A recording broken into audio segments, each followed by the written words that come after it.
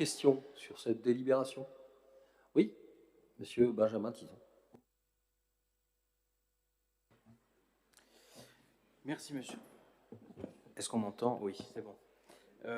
Merci, monsieur le maire. Pas de questions, mais plutôt une intervention, puisqu'après 2 années de répit pour les familles armentiéroises, après avoir choisi le statu quo sur les tarifs en 2021 et une nouvelle grille tarifaire en 2022, vous renouez avec votre habitude d'augmenter de quelques pourcents les tarifs communaux. Je ne vous cache pas mon dépit face à cette délibération qui aura pour conséquence d'augmenter au 1er septembre 2023 à peu près tous les tarifs de 3%. Alors 3%, on pourrait estimer que ce n'est pas grand-chose. Nous considérons que cette décision, au contraire, elle est injuste. Nous refuserons évidemment de la cautionner tant elle est à nos yeux inacceptable. En préambule, revenons sur cette nouvelle grille tarifaire en vigueur depuis l'an dernier. Qui profite réellement du tarif prévu pour le quotient familial A, inférieur ou égal à 229? C'est un quotient familial fictif.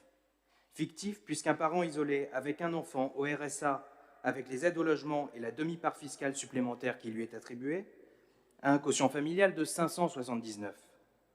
Un couple dont les 2 parents sont au RSA avec un enfant à charge et les aides au logement a un quotient familial de 596. C'est donc au quotient familial D que ces grilles tarifaires commencent réellement, et je tenais à le souligner. Revenons aux tarifs en eux-mêmes. Ils sont un nouveau coup porté aux familles de la classe moyenne de cette ville, celles qui ont déjà subi la hausse de 5% de la taxe foncière l'an dernier, combinée à la hausse de 7% des bases décidées par l'État cette année. Ces familles-là qui sont propriétaires de leur logement, d'un logement parfois mal isolé, mal rénové, avec des équipements anciens et qui génèrent une précarité énergétique importante. Un couple au salaire médian, avec 2 enfants à charge, cela donne un quotient familial de 1332. C'est le quotient familial I.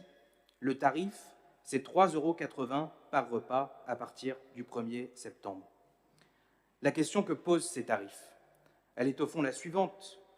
Que voulons-nous pour Armentières?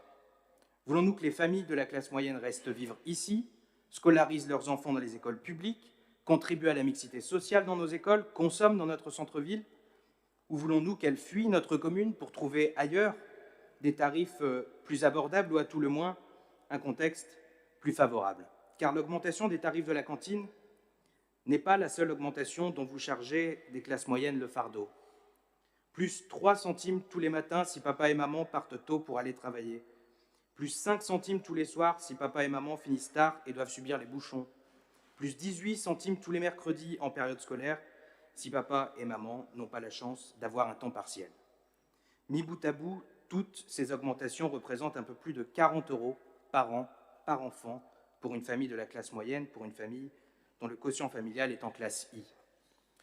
J'anticipe un tout petit peu sur la délibération suivante. Si l'enfant en question a le malheur d'avoir envie de faire de la guitare ou de la danse, là encore, les familles paieront 3% en plus. Alors on est heureux de savoir que le paiement en 3 fois sera désormais possible à l'école de musique et dans les écoles d'art, de couture et de danse. Ça n'annule pas pour autant l'augmentation que vous pratiquez et qui risque de porter un préjudice, je le crois, aux pratiques artistiques. Mais au-delà de la classe moyenne, les plus modestes subiront eux aussi ces augmentations de tarifs. Le tarif le plus faible d'un repas à la cantine, pas celui prévu dans la grille, celui qui est réellement applicable, sera donc non pas de 2,15 €, mais de 2,77 €. 2,77 €, cela correspond à une facture moyenne de 49,86 € par mois et par enfant. Est-ce un tarif suffisamment attractif pour permettre aux familles les moins riches d'inscrire leur enfant à la cantine? La réponse est évidemment non. On sait pourtant que le repas pris à la cantine est pour beaucoup d'enfants le seul repas équilibré de la journée. Et pour cause, presque 11% des ménages de ce pays se privent de choses simples et qui sont pourtant nécessaires à la vie matérielle ou à la vie sociale. On sait par ailleurs que la pauvreté explose chez les familles monoparentales et les couples avec enfants. Parmi les personnes pauvres en France, presque 63% vivent dans une famille monoparentale ou un couple avec enfants. Ce sont les données de l'Observatoire des inégalités. Et en parallèle de cela, bien évidemment, Vous le savez, le recours à l'aide alimentaire explose. C'est vous dire l'importance absolue de maintenir des tarifs acceptables pour la restauration scolaire. À en lire ces nouvelles grilles tarifaires, ces réalités ne semblent pas malheureusement vous intéresser. Vous regardez ailleurs en choisissant d'augmenter de 14,40 € par an la facture des plus modestes, 1,44 € par mois, 14,40 € par an. Ce n'est pas grand-chose certainement, mais c'est déjà beaucoup trop pour ces familles déjà précaires.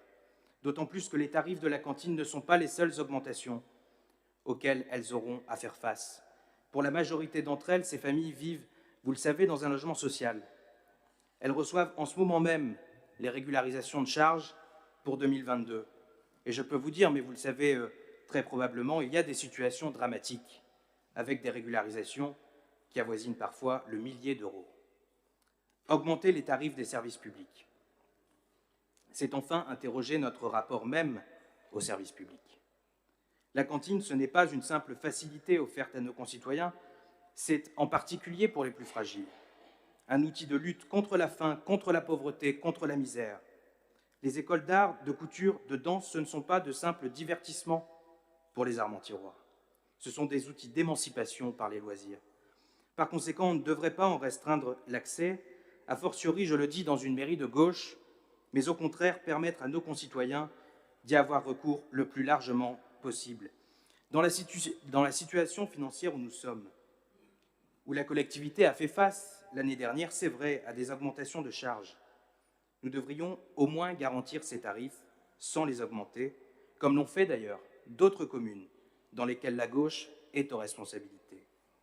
Notons d'ailleurs que la situation économique s'améliore, notamment du point de vue énergétique, et cette amélioration à venir aurait dû vous amener à sanctuariser ces tarifs. Voilà, monsieur le maire, mesdames et messieurs, ce que je voulais vous dire en quelques minutes.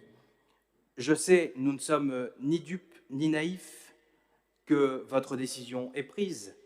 Les tarifs augmenteront le 1er septembre, quoi qu'en dise l'opposition, mais cette décision, eh bien, nous la regrettons et nous nous y opposerons. Merci. Merci.